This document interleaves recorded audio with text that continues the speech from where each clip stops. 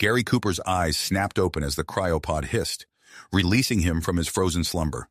He found himself face to face with the most beautiful alien girl he'd ever seen, and the only one for that matter. Her large, luminous eyes blinked at him curiously as he gasped for air, his lungs remembering how to function after years of disuse. The human engineer's mind raced to catch up with his surroundings. He was aboard the Stargazer, an interstellar vessel meant to carry humanity's hopes across the vast expanse of space. But something had gone terribly wrong. Emergency lights pulsed an angry red, casting eerie shadows across the alien's delicate features. Gary's fingers fumbled with the pod's release mechanism. As he stumbled out, the ship's computer chimed in with a monotone report that chilled him to the core. Alert! Catastrophic system failure. Life support critical. Crew casualties 99.9%. The realization hit him like a punch to the gut. He was the sole survivor of whatever calamity had befallen the Stargazer. The ship drifted aimlessly through an unknown region of space, its systems failing one by one. Gary's training kicked in as he assessed the situation. He needed to make repairs and fast, or he'd soon join his deceased crewmates. As Gary moved to access a nearby control panel, the alien girl stepped back, wariness evident in her posture. It was then that he noticed the escape pod attached to the Stargazer's hull, clearly of alien origin. The pieces fell into place. This stranger had sought refuge on their crippled vessel. "I'm Gary," he said, his voice hoarse from disuse. "Who are you? What happened?" The alien's response came not in words, but as a sudden intrusion into his mind. Gary winced, instinctively recoiling from the psychic probe. The alien, Xenos, he now knew, was an Ocampa, a species with powerful mental abilities. She had fled an attack by the aggressive Kazon, seeking safety in her escape pod before stumbling upon the Adrift Stargazer. Tension crackled between them as Gary's defensive reaction caused Xenos to withdraw. Yet they both knew that survival depended on cooperation. As Gary explained the ship's dire situation, Xenos' initial suspicion gave way to curiosity. Her gaze roamed over his form, studying the differences between their species. "Your kind, humans, I've never encountered them before," Xenos said, her voice melodious despite the gravity of their situation. "Your biology is intriguing." Gary felt heat rise to his cheeks as Xenos' questions became more pointed, particularly regarding human reproductive practices. He cleared his throat, redirecting focus to the task at hand. "We need to fix the life support systems and get the engines online. There's no telling how long we have." As if to underscore his point, a proximity alert blared. The ship's long-range sensors had detected an approaching vessel. Kazon. The hunt for Xenos had not ended with her escape. Panic threatened to overtake Gary, but he pushed it down. This was more than just survival now. Xenos had mentioned the Ocampa were technologically advanced, peaceful, potential allies against the threats that humanity faced in this vast, often hostile universe. If they could survive this, forge a bond of trust, perhaps it could be the beginning of something greater. "We need to work together," Gary said, meeting Xenos' alien yet captivating gaze, "not just to survive, but for the future of both our peoples." Xenos nodded, her initial wariness giving way to determination. As they raced against time, struggling to repair the failing systems before the Kazon arrived, Gary couldn't help but marvel at the twist of fate that had brought them together. A human and an Ocampa, united by circumstance, now held the potential to reshape the galactic landscape. If only they could keep the Stargazer from becoming their shared tomb. Gary's heart raced as he and Xenos sprinted through the Stargazer's corridors, the ship's alarms blaring in their ears. The Kazon warship loomed ever closer, its presence an ominous shadow on the long-range sensors. "We need to get to the main reactor," Gary shouted over the cacophony of alerts. "If we can't fix the power coupling, we're sitting ducks." Xenos nodded, her luminous eyes reflecting the flashing emergency lights. As they reached the reactor control room, Gary's fingers flew over the console, bringing up schematics and diagnostic reports. "There," he pointed to a flashing red indicator. "The primary power coupling is completely fried. We need to replace it, or we'll never get main power back online." Xenos peered at the schematic, her brow furrowing. The coupling is located in a heavily irradiated area. Your biology can't withstand those levels of radiation. Gary's face fell as he realized the implications. You're right.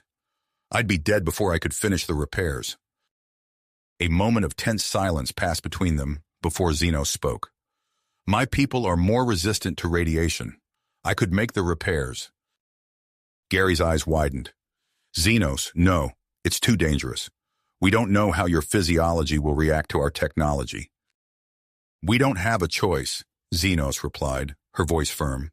If we don't fix this, we both die, along with any hope of an alliance between our peoples. Reluctantly, Gary nodded.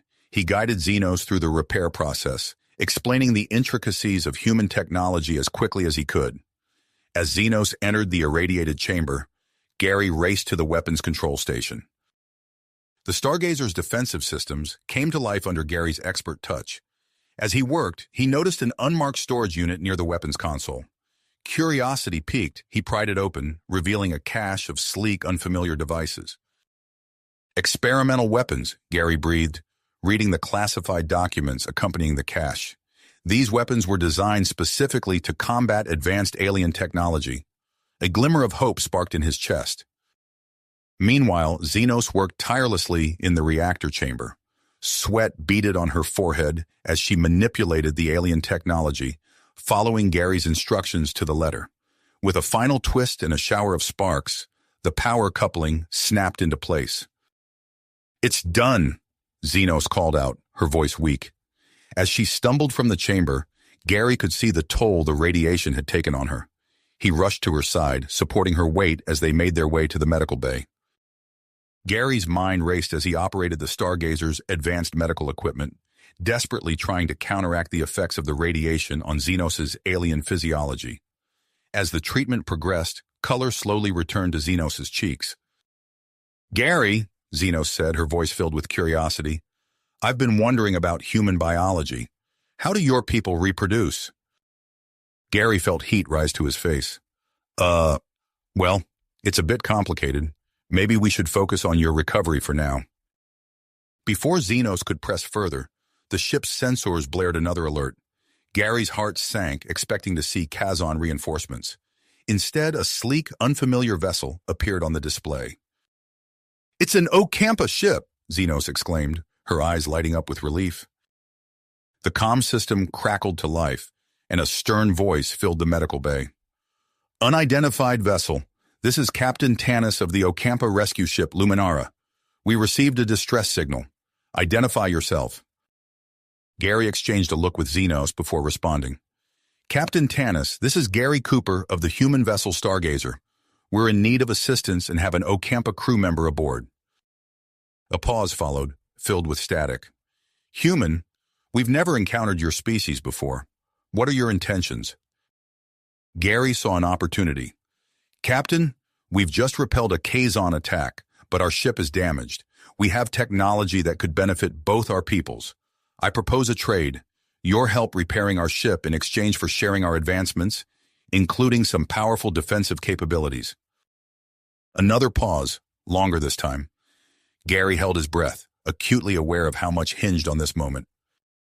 Before Tanis could respond, the Kazon warship reappeared, weapons blazing. The Stargazer rocked under the assault, and Gary scrambled to the weapons control. Captain Tanis, we're under attack, Gary shouted into the comm. We need to work together if we're going to survive this. Gary's hands flew over the controls, bringing the experimental weapons online.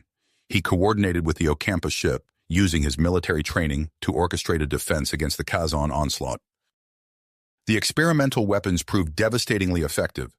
Bursts of energy, unlike anything Gary had seen before, lanced out from the Stargazer, punching through the Kazon ship's shields with ease. Combined with the precise attacks from the Ocampa vessel, they quickly turned the tide of the battle. As the Kazon ship retreated, its hull scarred and smoking, an awed silence fell over the Stargazer's bridge. Captain Tanis's voice broke the quiet. Impressive, Mr. Cooper. Perhaps there is merit to your proposal after all. Over the next few hours, Ocampa engineers swarmed the Stargazer. their advanced technology making quick work of the remaining repairs. Gary found himself in deep discussion with Captain Tanis, laying the groundwork for a potential alliance. Xenos, now fully recovered, approached Gary with a glint in her eye. "Gary, I believe a deeper understanding of our biological differences could greatly benefit our diplomatic relations. Perhaps we could engage in a more hands-on cultural exchange." Gary felt his cheeks burn once again, but before he could formulate a response, the long-range sensors lit up with multiple contacts. A fleet of Kazon ships was bearing down on their position. As alarms blared once more, Gary knew the true test of this fledgling alliance was yet to come. The alarms blared once more as the long-range sensors lit up with multiple contacts.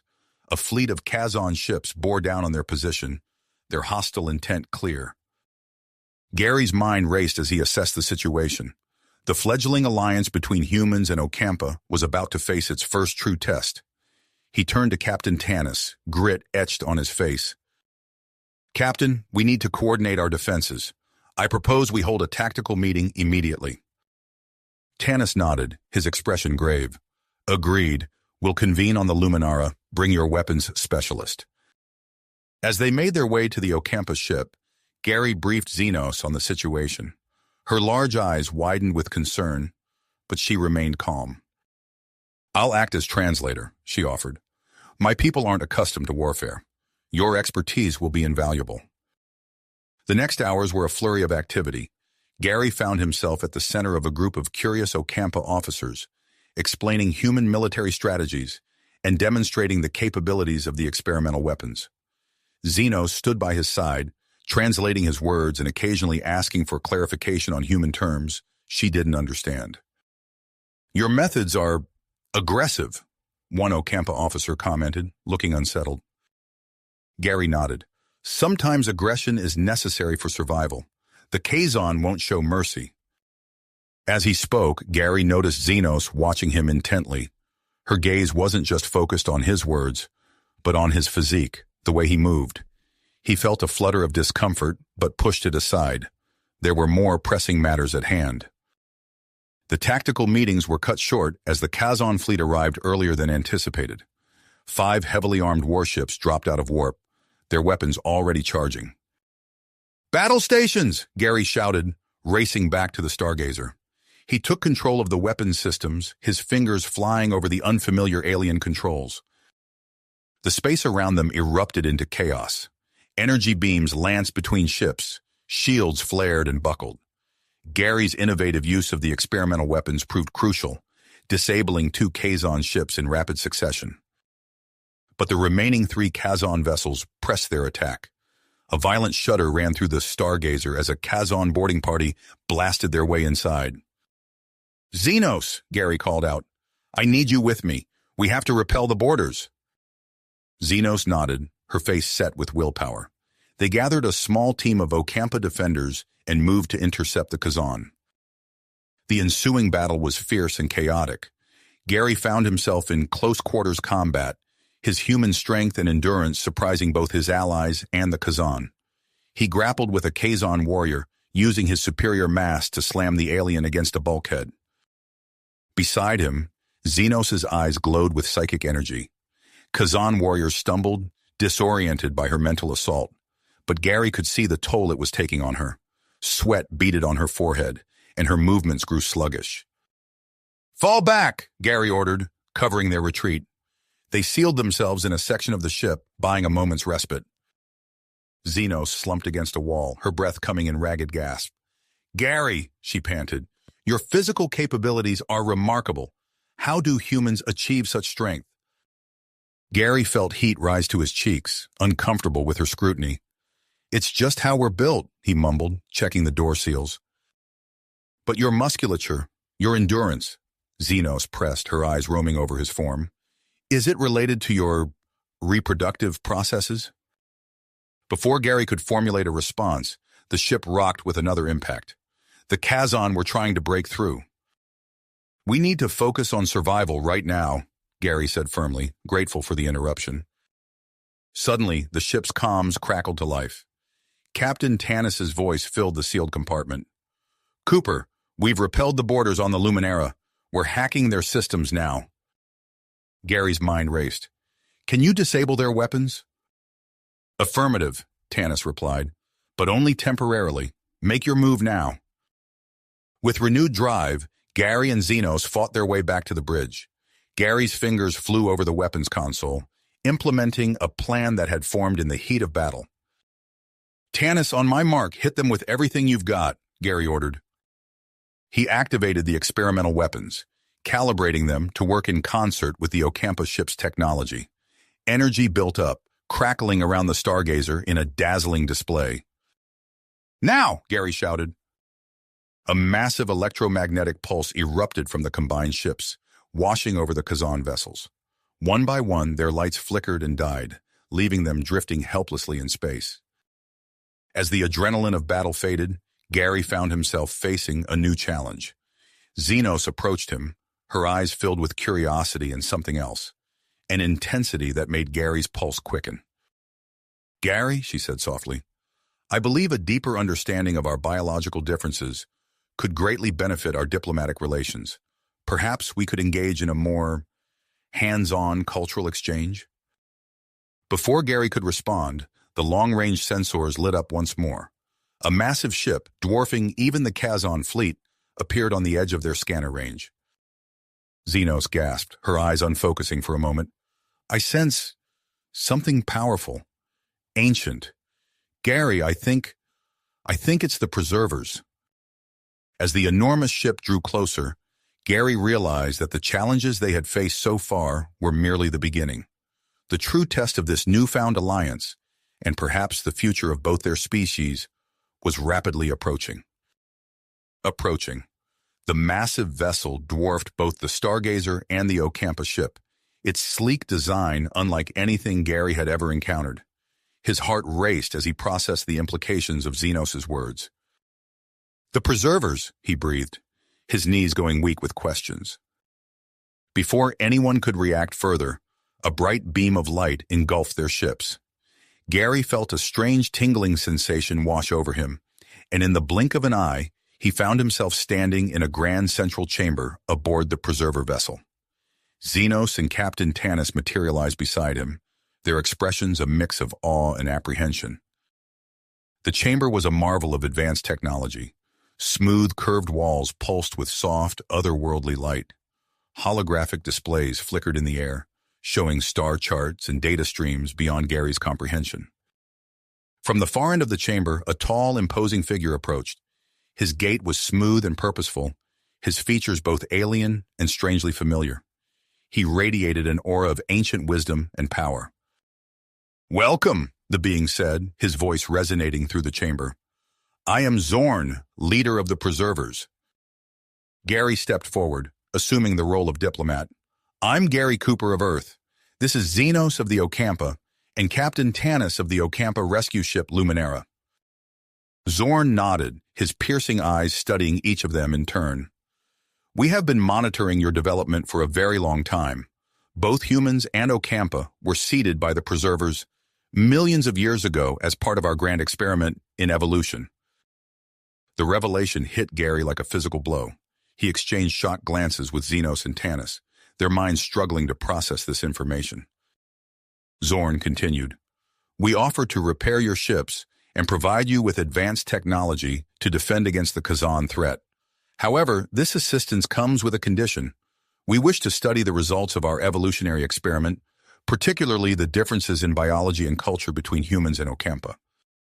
Gary's mind raced, weighing the potential benefits against the unknown risks. He glanced at Captain Tanis, who seemed uneasy, but didn't object. Xenos, on the other hand, was practically vibrating with excitement. "We accept your offer," Gary said, his voice steady despite his inner turmoil. "This could be a great opportunity for both our peoples." Xenos stepped forward eagerly. "I volunteer to participate in your studies. I'm fascinated by the biological differences between our species." Zorn nodded approvingly. "Excellent. We shall begin immediately." The next few hours were a whirlwind of activity. Gary and Xenos were subjected to a battery of scans and tests, the Preservers' technology far beyond anything they had ever experienced. As they went through the process, Xenos bombarded Gary with questions about human physiology and reproduction. Gary, how exactly does the human reproductive system function? Is it true that human males have external genitalia? How does that affect your mating rituals? Her rapid-fire questions left Gary flustered and blushing. Xenos, please, he muttered, acutely aware of the preservers observing their interaction with interest. This isn't the time or place for that discussion. Meanwhile, Zorn revealed crucial information to Captain Tanis. The Kazon ships you captured contain intelligence about a planned large-scale offensive against both human and Ocampa territories. This threat necessitates a strong alliance between your peoples. Tanis's face grew grim. We'll need every advantage we can get to face such a threat. Zorn nodded solemnly. As part of our agreement, we will provide you with blueprints for advanced defensive systems and faster-than-light drives. However, you must use this technology responsibly. It has the potential to drastically alter the balance of power in the galaxy. As Gary reviewed the technical specifications with Tanis, he noticed Zorn watching him intently. The preserver leader explained, "Humans have developed faster than we expected. Your species shows a unique ability to overcome challenges and advance technologically." Pride swelled in Gary's chest, tempered by a sobering sense of responsibility. The fate of humanity might well rest on how they use this new knowledge. As the studies continued, Gary noticed a change in Xenos. Her eyes seemed to glow with an inner light, and she appeared more attuned to his thoughts and emotions. At one point, she gasped and turned to him, her eyes wide. "Gary, I can sense your feelings, your attraction, your unease. My psychic abilities seem to have evolved." Gary shifted uncomfortably, unsure how to respond to this new development. After what felt like days but was likely only hours, Zorn announced that the repairs on both ships were complete. "We have also neutralized the immediate Kazon threat by disabling their remaining ships," he added. "But be warned, this is a one-time intervention. Future conflicts must be handled by your alliance." As they prepared to return to their ships, Zorn presented them with an unexpected challenge. "We believe the key to advancing both human and Ocampa species lies in combining your strengths," he said, his gaze moving between Gary and Xenos. "We suggest you consider a more intimate cultural exchange. There may be potential for cross-species reproduction." The statement hit Gary like a bolt of lightning. He stared at Xenos, who looked both shocked and intrigued. Captain Tanis, however, was livid. "Absolutely not," Tanis protested. "The consequences of such an action could be catastrophic for both our species." Before anyone could respond further, the bright light engulfed them once more. Gary found himself back on the bridge of the Stargazer, his legs shaking from the preserver's final suggestion. As the massive preserver ship began to retreat, Gary turned to face Xenos and Tanis. The weight of their newfound knowledge and the looming Kazon threat hung heavily in the air. They had gained powerful allies and advanced technology, but at what cost? And how would they navigate the complex web of interspecies relations in light of the preserver's startling revelation? Gary took a deep breath, steeling himself for the challenges ahead. The immediate danger had passed, but he knew their journey was just the beginning. With the Kazon planning a major offensive and the preserver's suggestion hanging over them, the fledgling human Ocampa alliance faced trials that would test them in ways they had never imagined. The enormity of their situation settled over them like a heavy shroud. Gary took a deep breath, steadying himself. "We need to regroup and assess our situation," he said, turning to face Xenos and Captain Tanis. "The immediate threat may be neutralized, but we have a lot to process." Captain Tanis nodded, his face etched with concern. "Agreed. Let's convene in the Stargazer's conference room. We have much to discuss." As they made their way to the conference room, Gary couldn't help but notice Xenos's intense gaze upon him. Her newly enhanced psychic abilities seemed to be probing at the edges of his consciousness, making him acutely aware of her presence. Once seated around the conference table, Captain Tanis spoke first. "We must address the preserver's suggestion," he said, his voice tight with nearly unleashed anger. "Cross-species reproduction is out of the question. The risks are too great." Gary nodded, feeling a mixture of relief and an unexpected twinge of disappointment. I agree. We should focus on the immediate threat posed by the Kazon. The preservers gave us advanced technology. Let's put it to use. Xenos leaned forward, her eyes bright with excitement. The upgrades to our ship's defensive and offensive capabilities should be our priority. I've already begun analyzing the blueprints, and the potential is astounding. For the next few hours, they pored over the technical specifications provided by the preservers. Gary found himself working closely with Xenos, their shoulders brushing as they leaned over holographic displays of ship schematics. "Gary," Xenos said softly, her breath warm against his ear, "I'm curious about human mating practices. How do your species typically initiate courtship?" Gary felt heat rise to his cheeks. "Xenos, I'm not sure this is the appropriate time for such questions." She tilted her head, a small smile playing at her lips. "I apologize if I've made you uncomfortable. It's just, I can sense your emotions more clearly now. Your thoughts are like whispers in my mind." Before Gary could respond, Captain Tanis interrupted with a sharp intake of breath. "I've decoded the intelligence from the captured Kazon ships," he announced. "There's a major Kazon base in a nearby star system. It appears to be the staging ground for their planned offensive." Gary welcomed the distraction, turning his attention to the tactical display. "We could launch a preemptive strike," he suggested. "Hit them before they have a chance to mobilize their forces." As they began formulating a plan of attack, the Stargazer's long-range sensors lit up. Gary's eyes widened as he processed the incoming data. "We've got company," he said, his voice tight. "A fleet of Earth ships headed our way." The bridge erupted into a flurry of activity as they prepared for first contact with the Earth fleet. Gary's heart raced as a familiar face appeared on the main view screen. "This is Admiral Hawkins of the United Earth Space Force," the gruff-looking man announced. "Stargazer, do you copy? We've been searching for you for months." Gary stepped forward. "Admiral Hawkins, this is Gary Cooper. We copy you loud and clear." The Admiral's eyes narrowed as he took in the scene before him. Gary standing alongside alien species on the bridge of an unfamiliar ship. "Cooper, what in blazes is going on? You have some explaining to do, son." Over the next hour, Gary briefed Admiral Hawkins on their situation. The alliance with the Ocampa, the threat posed by the Kazon, and the intervention of the preservers. With each revelation, the Admiral's expression grew more incredulous.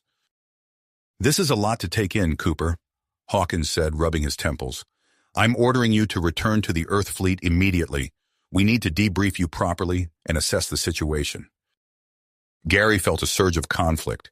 He glanced at Xenos, who was watching him intently, her brow furrowed in concentration. Suddenly, her eyes lit up. "Admiral," Xenos said, stepping forward, "if I may make a suggestion, I could accompany Gary to your fleet as an ambassador for the Ocampa. This would allow us to strengthen our alliance while providing you with direct access to information about our species and the situation at hand." Admiral Hawkins considered this for a moment, his eyes darting between Gary and Xenos. Before he could respond, alarms blared across both ships. "Kazon vessels incoming," Captain Tanis shouted. "They've launched a surprise attack." The next few minutes were chaos as both the Alliance ships and the Earth fleet scrambled to defend themselves. Gary's hands flew over the tactical console, coordinating their newly upgraded weapon systems with the Earth fleet's more conventional armaments. Beside him, Xenos' eyes glowed with psychic energy. "Gary," she said, her voice strained, "I can sense their attack patterns. If we link our minds, I can feed you tactical information directly." Without hesitation, Gary nodded. The moment Xenos established the mental link, it was as if a floodgate had opened. Gary's consciousness expanded, filled with tactical data in the ebb and flow of the battle around them. Together they moved as one, anticipating the Kazan's moves and countering them with devastating efficiency. The battle raged for what felt like hours but was likely only minutes. When the last Kazan ship retreated, Gary slumped in his chair, mentally and physically exhausted. The link with Xenos slowly faded, leaving him feeling oddly empty. As the dust settled, Admiral Hawkins's face reappeared on the display. His expression was a mixture of awe and cautious respect. "I've never seen anything like that," he admitted. "Cooper, it seems I may have been hasty in my judgment. Your alliance has proven its worth." Gary straightened, a surge of pride flowing through him. "Thank you, Admiral. What are your orders?" Hawkins's eyes gleamed with grit. "We're going to hit that Kazon base, and we're going to hit it hard. I want a full briefing on your intelligence and capabilities in 1 hour. It's time to take the fight to them." As the communication ended, Gary turned to find Xenos watching him, her eyes filled with an intensity that made his breath catch. The memory of their mental link lingered between them, an unspoken intimacy that both thrilled and terrified him. "We should prepare for the briefing," Gary said, his voice husky. Xenos nodded, a small smile playing at her lips. "Yes, we have much to discuss, about the mission, and perhaps other matters as well." As they made their way to the conference room, Gary couldn't shake the feeling that he was standing on the precipice of something monumental. The looming battle with the Kazon, the complex dynamics of their expanding alliance, and his evolving relationship with Xenos all swirled in his mind. Whatever lay ahead, he knew that nothing would ever be the same again. As Gary and Xenos made their way to the conference room, the ship's intercom crackled to life.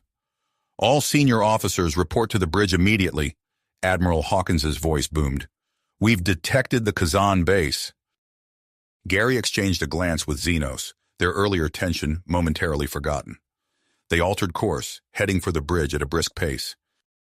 Upon arrival, they found the bridge abuzz with activity. Admiral Hawkins stood before the main view screen, his face grim as he studied the tactical display. The Kazon base loomed before them, nestled within a dense asteroid field orbiting a red dwarf star. "Status report," Hawkins barked as Gary and Xenos entered. Captain Tanis stepped forward, his eyes narrowed. "Long-range scanners are picking up significantly increased defenses around the base. It appears they may have been anticipating our attack." Gary felt a chill run down his spine. How could the Kazon have known they were coming? Admiral Hawkins turned to address the assembled officers. "We need a new strategy. Our original plan won't cut it against these reinforced defenses. I'm calling a strategy meeting aboard the Valiant. Cooper, Xenos, Tanis, you're with me." As they boarded the shuttle to the UES Valiant, Gary's mind raced with possibilities. The Preserver's technology had to be the key. As they settled into the Valiant's conference room, he cleared his throat. "Admiral, I have a proposal," Gary said, his voice steady despite the audacity of what he was about to suggest. "We could use the Preserver technology to create a temporary wormhole. A small strike team could bypass the Kazan's outer defenses and infiltrate the base directly." The room fell silent. Admiral Hawkins leaned back in his chair, his brow furrowed. "That's a hell of a risk, Cooper. We've never field-tested that technology in combat." "With all due respect, sir," Gary pressed, "we're already outgunned. We need to take risks if we want to succeed." Hawkins considered for a long moment, then nodded slowly. "All right, Cooper, you've got the green light. Who do you want on your team?" "I'll lead the strike team," Gary volunteered without hesitation. Xenos stepped forward, her eyes gleaming with tenacity. "I'm going too. My psychic abilities could be crucial for the mission's success." As they assembled their team and prepared the modified shuttle, Gary felt a mix of excitement and apprehension. The shuttle, now equipped with Preserver cloaking technology, hummed with potential. "Ready?" Gary asked Xenos as they strapped themselves in. She nodded, a small smile playing at her lips. "Let's make history." The main fleet engaged the Kazan forces, filling space with a dazzling display of weapons fire. Under the cover of battle, Gary activated the experimental wormhole generator. The shuttle shuddered as a swirling vortex of energy enveloped it. Gary's stomach lurched as intense gravitational forces pulled at them from all directions. Beside him, Xenos closed her eyes in concentration. He felt a soothing presence in his mind, steadying him against the turbulent journey. With a final, violent shake, the shuttle emerged inside the Kazan base. They materialized in a hangar bay, surrounded by startled Kazan guards. "Go!" Gary shouted, leading the charge out of the shuttle. The team moved swiftly, their element of surprise giving them the upper hand. Gary's combat training kicked in as he dispatched Kazan after Kazan. Beside him, Xenos was a whirlwind of psychic energy, sending guards flying with mere thoughts. As they fought their way deeper into the facility, Gary couldn't help but marvel at their seamless teamwork. It was as if their earlier mental link had forged a permanent connection between them. They reached the central command center, dispatching the guards with practiced efficiency. Gary rushed to the main console, his fingers flying over the alien controls. "This is bad," he muttered, scanning through the data. "They've reverse-engineered some of the preserver technology. That's how they enhance their defenses." Xenos peered over his shoulder, her face pale. "We can't let them keep this information." Gary nodded grimly. "Agreed. I'll work on sabotaging the power core and erasing their database. Can you hold off any reinforcements?" Xenos took up a defensive position by the door, her eyes glowing with psychic energy. "I've got you covered." As Gary worked feverishly to destroy the Kazan's ill-gotten gains, he heard the sounds of battle intensifying outside the command center. Xenos' psychic attacks were keeping the Kazan at bay, but for how long? Suddenly, a pained cry cut through the air. Gary spun around to see Xenos collapse to the floor, her body convulsing. "Xenos!" He abandoned his task, rushing to her side. Her skin burned with an unnatural heat, her eyes unfocused. Realizing the danger they were in, Gary scooped Xenos into his arms. "Fall back to the shuttle," he ordered the rest of the team. The journey back was a blur of weapons fire and narrow escapes. Gary's arms burned with the effort of carrying Xenos, but he refused to slow down. They reached the shuttle just as a fresh wave of Kazan reinforcements rounded the corner. As the shuttle's doors sealed behind them, Gary placed Xenos gently on a medical cot. "Hang in there," he whispered, squeezing her hand before rushing to the pilot's seat. The scene outside was chaos. The space battle raged on, debris and energy weapons crisscrossing the void. Gary's hands flew over the controls, pushing the shuttle to its limits as he wove through the battlefield. The Stargazer loomed ahead, a beacon of safety in the madness. With a final burst of speed, Gary guided the shuttle into the docking bay. As soon as they touched down, Gary was out of his seat. "We need a medical team here now," he shouted into his comm as he lifted Xenos once more. Dr. Jackson met them at the entrance to the medical bay, his face grim as he scanned Xenos' vital signs. "Get her on the bed," he ordered, already prepping various medical instruments. Gary paced anxiously as Dr. Jackson worked, his heart pounding. After what felt like an eternity, the doctor turned to him with a grave expression. "It's not good," Dr. Jackson said softly. "The extreme use of her psychic abilities has caused a severe imbalance in her unique biology. Her body is rejecting conventional treatments." Gary felt as if the floor had dropped out from under him. "There has to be something we can do," he insisted. A crazy idea formed in his mind. What about the preserver medical technology? Could we create a temporary biological link between us? My human physiology might help stabilize her condition. Dr. Jackson's eyes widened. "That's highly experimental. The risk to both of you would be significant." Before Gary could respond, the ship shook violently. Admiral Hawkins's voice came over the intercom. "The Kazan base's power core is going critical. All ships, retreat immediately." Gary felt the blood drain from his face as he realized the implications. The Stargazer's engines had been damaged in the battle. They were sitting ducks. Two impossible choices lay before him: risk everything to save Xenos, or find a way to save the ship and its crew from imminent destruction. The weight of command pressed down on Gary as he looked from Xenos' pale face to the chaos unfolding on the medical bay's monitors. Time was running out, and Gary knew that whatever he decided would change everything. Everything would change forever. With a deep breath, Gary made his decision. "Dr. Jackson, prepare the preserver medical technology. We're going to attempt a biological link between Xenos and myself," Gary ordered, his voice steady despite the gravity of the situation. The doctor's eyes widened. "But sir, the risks are necessary," Gary finished. "It's our only chance to save Xenos, and possibly the ship." As Dr. Jackson rushed to set up the equipment, Gary took Xenos' hand in his own. Her skin felt cold and clammy, so unlike her usual warmth.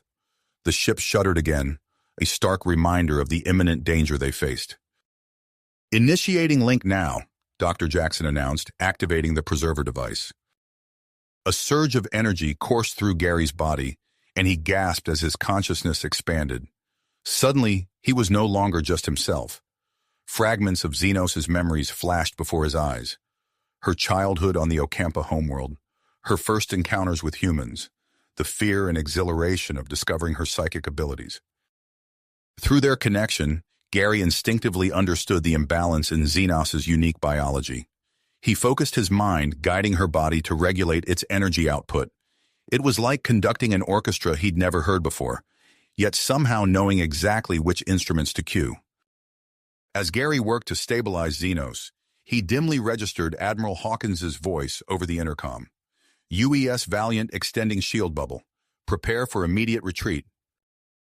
The Stargazer lurched as it was enveloped by the Valiant's shields. Through the medbay's viewport, Gary caught a glimpse of the Kazon base erupting in a massive explosion. The shockwave rocked the retreating ships, but the Valiant's enhanced shields held. Just as the Alliance fleet cleared the danger zone, Xenos' eyes fluttered open. Gary felt a rush of relief, quickly followed by a startling realization. He could still sense her thoughts, her emotions. The link hadn't broken. "Gary," Xenos whispered, her voice filled with wonder. "I can feel everyone." Before Gary could respond, a wave of panic washed over him. Not his own, but radiating from the crew. He closed his eyes, focusing on the source of the distress.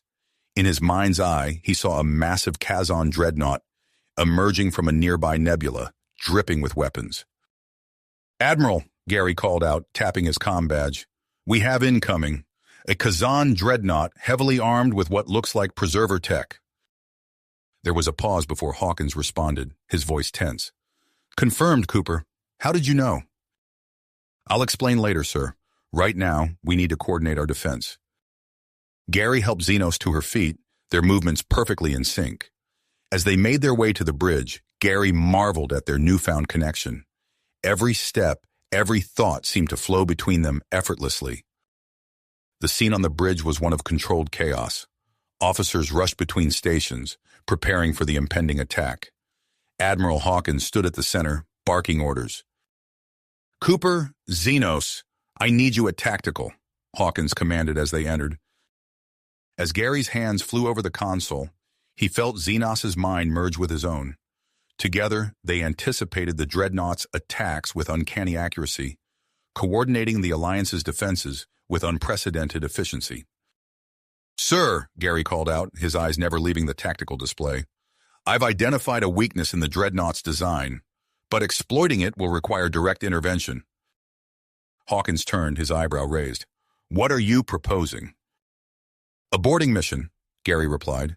"Xenos and I can lead a small team to infiltrate the dreadnought and disable its primary systems." The Admiral's face hardened. "That's a hell of a risk, Cooper. I can't afford to lose either of you."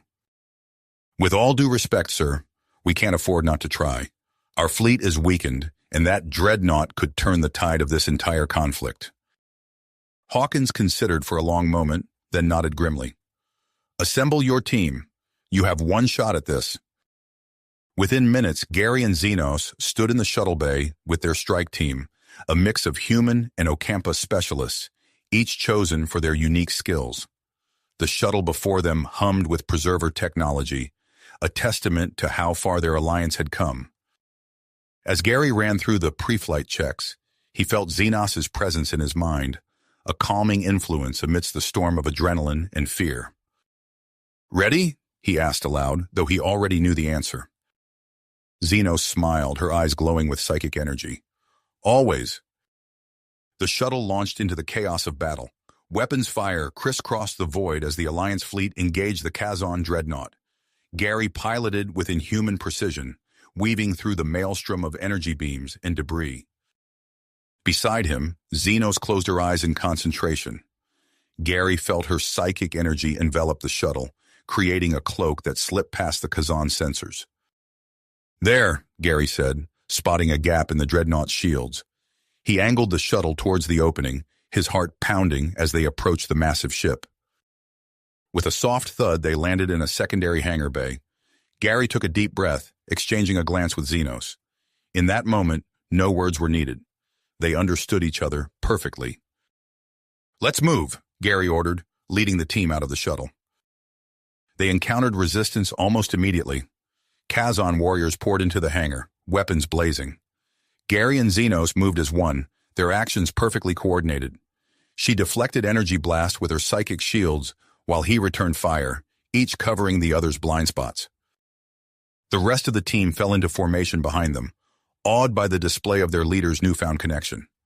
They fought their way through the Dreadnought's corridors, each step bringing them closer to their objective. As they approached the central control room, Gary sensed a formidable presence ahead. Through his link with Xenos, he caught glimpses of a battle-hardened warrior, a Kazan of significant rank. The doors to the control room hissed open, revealing a towering Kazan surrounded by guards. His eyes locked onto Gary, filled with a mixture of hatred and grudging respect. "I am Kral," the Kazan commander announced, his voice deep and gravelly. "You have fought well to reach this point, human, but your journey ends here." Gary stepped forward, his hand steady on his weapon. "We're here to end this conflict, Kral. Stand down and we can avoid further bloodshed." Kral's laugh was like grinding stone. "Stand down when we possess the power of the Preservers? I think not." He gestured to the advanced technology surrounding them. "I have unlocked the secrets of gods, human. With this power, the Kazan will dominate this quadrant." "You're using technology you don't understand," Gary countered. "It's too dangerous." "Then prove your worth," Kral challenged, drawing a wicked-looking blade. "Face me in combat. Show me if humans are truly deserving of such power." Gary felt Xenos' concern pulse through their link, but also her confidence in him. He nodded, stepping forward to face Kral. "I accept your challenge," Gary said, dropping his phaser and drawing his own combat knife. As Kral lunged forward with surprising speed, Gary prepared to meet his attack.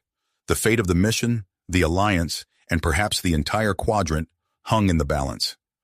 With Xenos' presence steady in his mind, Gary steeled himself for the fight of his life. The Kazon commander's blade whistled through the air, missing Gary's throat by mere centimeters as he ducked and rolled to the side. Gary's combat training kicked in, his muscles responding with practiced precision. He felt Xenos' presence in his mind, a steady anchor amid the chaos of battle. Through their link, he sensed Kral's next move before the Kazan even shifted his weight. Anticipating the downward strike, Gary sidestepped and caught Kral's arm, using the Kazan's momentum against him. With a quick twist, he disarmed the commander, sending the blade clattering across the deck. Kral roared in fury, charging at Gary with his bare hands. But Gary was ready. He dropped low, using Kral's own weight to flip him over his shoulder. The Kazon commander crashed to the ground, the impact knocking the wind from his lungs. Before Kral could recover, Gary was on him, pinning him down with a knee to his chest and the recovered blade at his throat. "It's over, Kral," Gary said, his voice steady despite his racing heart. "Call off your men." The Kazan commander's eyes blazed with hatred, but he recognized defeat. With a snarl, he barked an order to his guards, who lowered their weapons. Across the bridge, Xenos and the strike team worked furiously at the control panels. Gary felt a surge of triumph through their mental link as systems began to fail throughout the ship. "We've done it," Xenos called out. "The Dreadnought's under our control." Gary nodded, keeping his eyes on Kral as he addressed the Kazan crew. "Your ship is disabled, and your commander is subdued. Stand down and surrender, or face the consequences." A tense moment passed before the Kazan officers began to lower their weapons. Gary allowed himself a brief sigh of relief before a sudden tremor shook the ship. Xenos' alarm rippled through their connection. "Gary, the power core. It's becoming unstable." He rushed to her side, taking in the readings on the display. The overload they'd initiated to disable the ship was spiraling out of control, threatening to destroy the entire Dreadnought. "We need to stabilize it," Gary said, his fingers flying over the controls. "If that core blows, it'll take out half the fleet with it." Together, they delved into the ship's systems, their merged minds processing information at an incredible rate. Gary's knowledge of Starfleet technology meshed with Xenos' intuitive understanding of psychic energy, allowing them to navigate the preserver-based systems with unprecedented speed. "There," Xenos said, highlighting a subroutine. "If we reroute the excess energy through these conduits, we can create a temporary containment field." Gary finished, already implementing the change. The ship's violent shaking subsided as they worked, the core's energy levels slowly dropping to manageable levels. But Gary's relief was short-lived as he realized the implications of what they'd done. "This is only a temporary fix," he said grimly. "Someone needs to stay behind to monitor the core and prevent another overload." Xenos met his eyes, understanding passing between them without words. "We'll stay," she said softly. "The others need to evacuate now." Gary nodded, turning to address the strike team. "Get back to the shuttle. We'll hold things here until we can find a permanent solution." As the team rushed to obey, Gary felt a wave of concern from Admiral Hawkins through his comm badge. "Cooper, what's your status?" "The dreadnought is secure, sir," Gary reported. "But we have a situation with the power core. Xenos and I are staying behind to stabilize it. Request immediate evacuation for the rest of the strike team." There was a pause before Hawkins responded, his voice tight with worry. "Understood. Good luck, you two. Bring that ship home." As the last of their team departed, Gary and Xenos turned their attention to the ship's failing systems. Alarms blared as they raced through the corridors, their mental link allowing them to navigate the unfamiliar layout with ease. They burst into the main engineering bay, finding it in chaos. Kazon engineers scrambled to contain the damage, their faces etched with fear and confusion. "Move aside," Gary ordered, striding toward the central console. The Kazan, recognizing the authority in his voice, quickly obeyed. Xenos joined him at the controls, her mind melding seamlessly with his as they assessed the situation. The core's energy levels were spiking dangerously, threatening to overwhelm the temporary containment field they'd established. "We need to vent the excess energy," Xenos said, her fingers dancing over the interface. Gary nodded, already plotting a course through the ship's power grid. "If we can channel it through these auxiliary systems, and out through the deflector array," Xenos finished, implementing the changes as fast as Gary could conceive them. The ship groaned as massive amounts of energy surged through its systems. Gary gritted his teeth, feeling the strain as if it were his own body under pressure. Beside him, Xenos' face was a mask of concentration, beads of sweat forming on her brow. With a final, massive pulse, the excess energy burst from the deflector dish in a brilliant display of light and power. The dreadnought shuddered violently, then fell still. For a moment, everything was quiet. Then, without warning, a massive energy surge ripped through the ship. Consoles exploded in showers of sparks, and the lights flickered ominously before plunging them into darkness. Gary felt Xenos stumble beside him and reached out to steady her. As emergency lighting slowly flickered to life, he saw the engineering bay was sealed off, heavy bulkheads having slammed shut during the surge. "Life support's failing," Xenos said, her voice tight as she scanned a nearby console, "and the temperature's rising fast." Gary wiped sweat from his forehead, already feeling the oppressive heat building in the sealed compartment. "We need to get these systems back online before we run out of oxygen." As they worked frantically to restore power, Gary noticed Xenos casting curious glances his way. Despite the dire situation, he felt a flicker of amusement through their link. "What is it?" he asked, not pausing in his work. Xenos hesitated, then spoke. "I was just wondering, how do humans cope with these conditions? Your body's response to the heat is fascinating." Gary couldn't help but chuckle, even as he struggled to catch his breath in the thinning air. "Not the best time for a biology lesson, Xenos." She persisted, her scientific curiosity overriding their predicament. "But your perspiration, the way your blood vessels dilate to release heat, it's so different from Ocampa physiology." As they continued to work, Gary found himself explaining human thermoregulation and respiratory functions, comparing them to what he knew of Xenos' species. Despite the danger, he felt a warmth that had nothing to do with the rising temperature. a deepening connection with Xenos that went beyond their mental link. Their conversation took an unexpected turn as Xenos' questions became more personal, more intimate. Gary felt her growing fascination not just with human biology, but with him specifically. "Xenos," he said softly, pausing in his work to meet her eyes, "are you asking about human mating practices?" She nodded, her gaze intense. "Not just out of scientific curiosity, Gary. I have feelings for you, feelings I don't fully understand." Before Gary could respond, alarms blared throughout the engineering bay. The Dreadnought's sensors had detected multiple incoming ships, but the damaged systems couldn't identify whether they were friend or foe.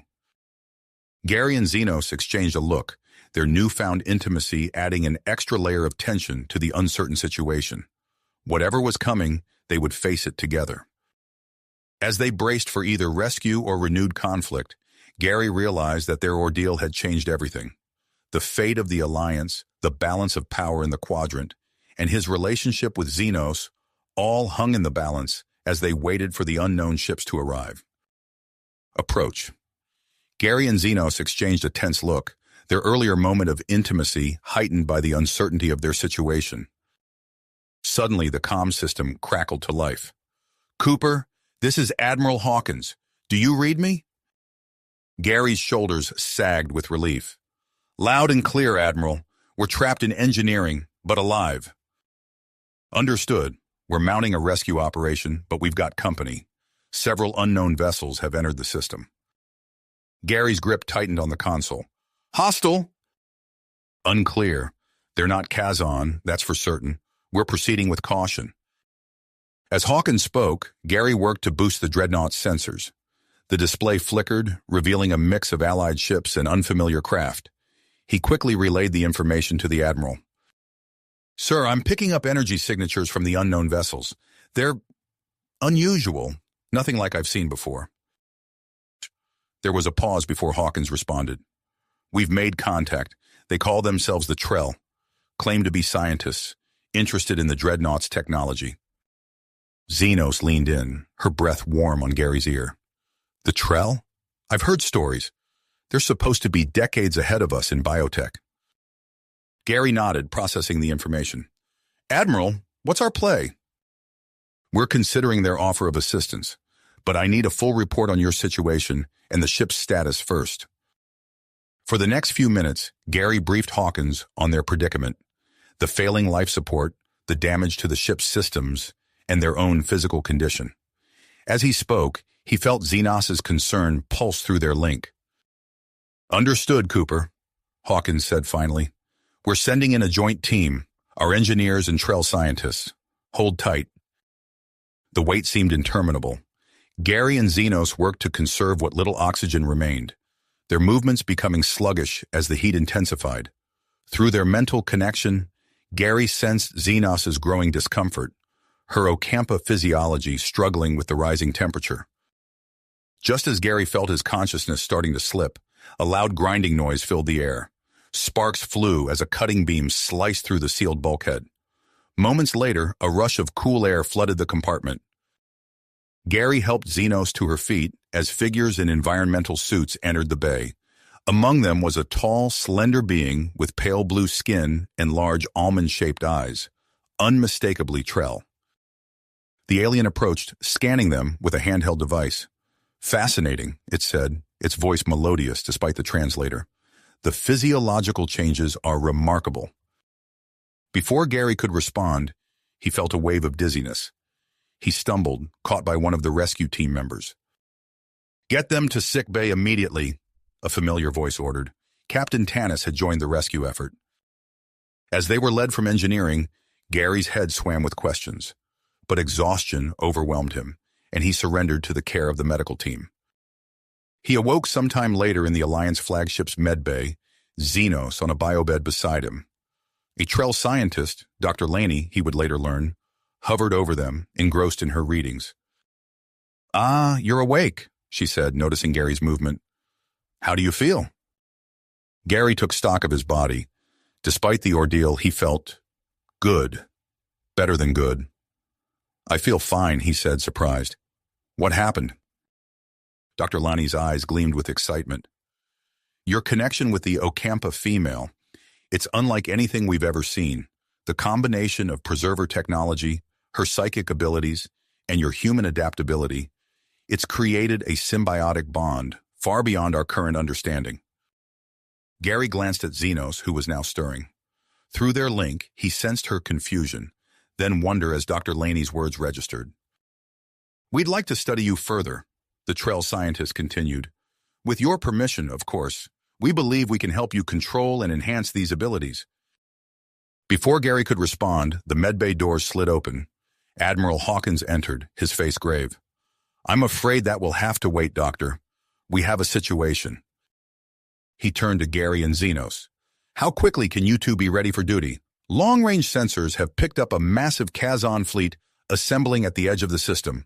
We need every advantage we can get. Gary sat up, feeling strength flow through him. He met Xenos' gaze, sensing her readiness mirroring his own. We're ready now, sir. Hawkins nodded, then hesitated. There's something else. The Trell have made an interesting proposal. They want to attempt a controlled biological merger between human and Ocampa DNA, using you two as templates. Gary felt a jolt of surprise from Xenos. What? Why? They believe it could lead to significant advancements in interspecies relations and medical treatments, Hawkins explained. But it's not without risks. Captain Tanis, who had entered behind Hawkins, spoke up. It's out of the question. The potential loss of Ocampa genetic purity. With all due respect, Captain, Gary interrupted, shouldn't that be our decision? Tanis fell silent, his expression conflicted. Hawkins sighed. Ordinarily, yes. But with the Kazon threat looming, we need to make a decision quickly. The Trell technology could give us an edge in the coming battle. As if on cue, alarms blared throughout the ship. A voice came over the comm system. Admiral, we're picking up Kazon ships entering the system. They'll be in weapons range in less than an hour. Hawkins' eyes sharp. We're out of time. Cooper, Xenos, I need your input. The Trell are offering to enhance a select group of volunteers using their biotech and the preserver technology. It's risky, but it might be our best shot at turning the tide. Gary felt the weight of the decision pressing down on him. He looked at Xenos, feeling the turmoil of her emotions through their link. The fate of not just the Alliance, but potentially their entire species, hung in the balance. Sir, Gary said slowly, I think we need to consider all our options, but whatever we decide, Xenos and I are ready to do our part. Hawkins nodded grimly.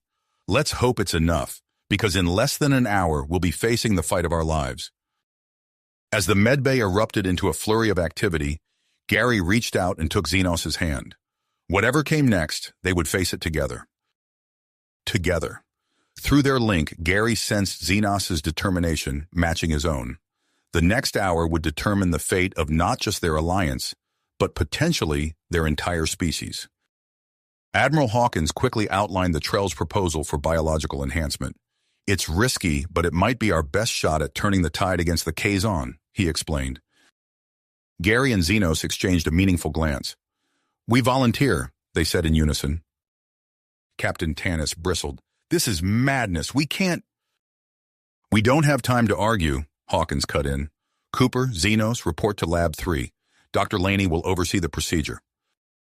As they hurried through the corridors, alarms blaring around them, Gary felt a mix of anticipation and trepidation from Xenos. He squeezed her hand reassuringly.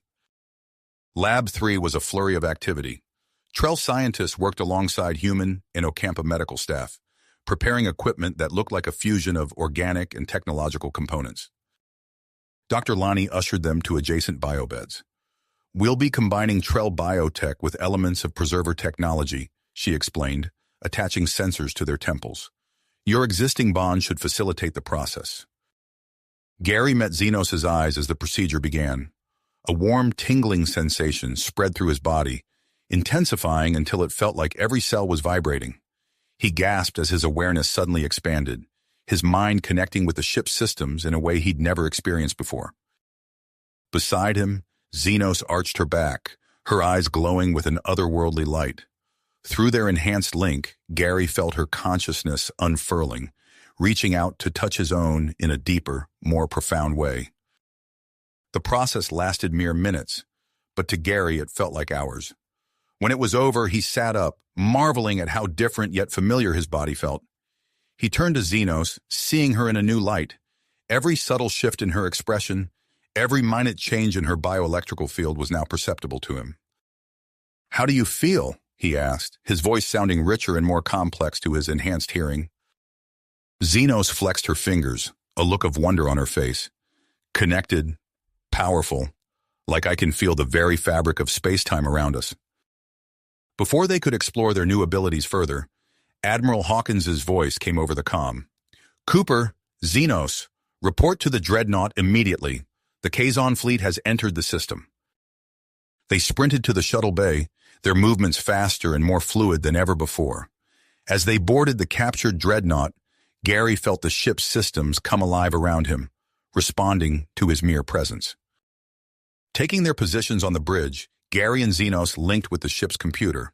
Information flooded their enhanced minds: sensor data, weapon status, shield configurations. With a thought, Gary brought the massive vessel to life, maneuvering it into formation with the Alliance fleet. Admiral Hawkins's face appeared on the display. "The Kazan fleet is approaching weapons range. All ships, prepare for engagement." Gary's fingers danced over the controls, but he realized he barely needed to touch them. Through his technopathic link, he could feel every system, every power conduit, every weapon on the Dreadnought. The space before them lit up as the Kazan opened fire. Gary responded instantly, the Dreadnought's shields absorbing the assault with ease. He returned fire, his enhanced mind calculating trajectories and weak points faster than any computer. Beside him, Xenos' eyes were closed in concentration. "I can sense their movements," she said. "They're going to split their formation, try to flank us." Gary relayed the information to Admiral Hawkins, who coordinated the Alliance fleet's response. The battle raged, ships darting and weaving in a deadly dance. Through it all, the Dreadnought moved with impossible grace for a vessel of its size, Gary and Xenos working in perfect synchronization. As the fight intensified, Gary noticed something odd in the sensor data. He focused his enhanced perception, analyzing the Kazon fleet's formation. Suddenly, it clicked. "Admiral," he called out, "I've found a weakness in their formation. If we concentrate our fire here," he transmitted the coordinates, "we can break through their lines." Hawkins didn't hesitate. "All ships focus fire on the designated coordinates. Cooper, Xenos, take point." Gary pushed the Dreadnought's engines to their limit, charging toward the weak point in the Kazon formation. Weapons fire streaked past them as Xenos deftly maneuvered the ship, avoiding the worst of the barrage. At the last moment, Gary unleashed the Dreadnought's full arsenal. The Kazon line crumbled, and the Alliance fleet surged through the gap. But the Kazon commander wasn't finished. "All ships converge on the Dreadnought," he bellowed over an open channel. Suddenly, Gary and Xenos found themselves surrounded, enemy vessels closing in from all sides. The Dreadnought shuddered under the assault, shields straining. Gary felt a change come over him, and Xenos. Their enhanced biology shifted, their mental link deepening even further. In that moment, they were no longer two separate beings, but a single consciousness spanning two bodies. With this newfound unity, they accessed hidden subroutines in the Dreadnought's computer, unlocking capabilities they hadn't known existed. Energy built up in the ship's core, pulsing in time with their merged heartbeats. "Everyone, brace yourselves," Gary Xenos warned the fleet. Then they released the energy. A wave of scintillating light burst from the Dreadnought, washing over the Kazon ships. One by one, the enemy vessels went dark, their systems completely disabled. As the light faded, Gary and Xenos found themselves separate again, but forever changed. They stared at each other, breathing heavily, as the implications of what had just occurred sank in. The comm crackled to life. "This is the Kazan commander," a defeated voice said. We surrender." As the Alliance fleet secured the disabled Kazan ships, Gary and Xenos tried to process the events of the battle. They could feel the changes in their bodies, their minds, no longer fully human or Ocampa, but something new. Admiral Hawkins's voice interrupted their contemplation. Cooper, Xenos, outstanding work. Report to the Stargazer immediately for debriefing. We have a lot to discuss about the future of this alliance. As they prepared to leave the dreadnought, Gary turned to Xenos. Whatever happens next, he said, we face it together. Xenos nodded, taking his hand. Their enhanced senses allowed them to feel the possibilities stretching out before them. A new era for their peoples and for themselves.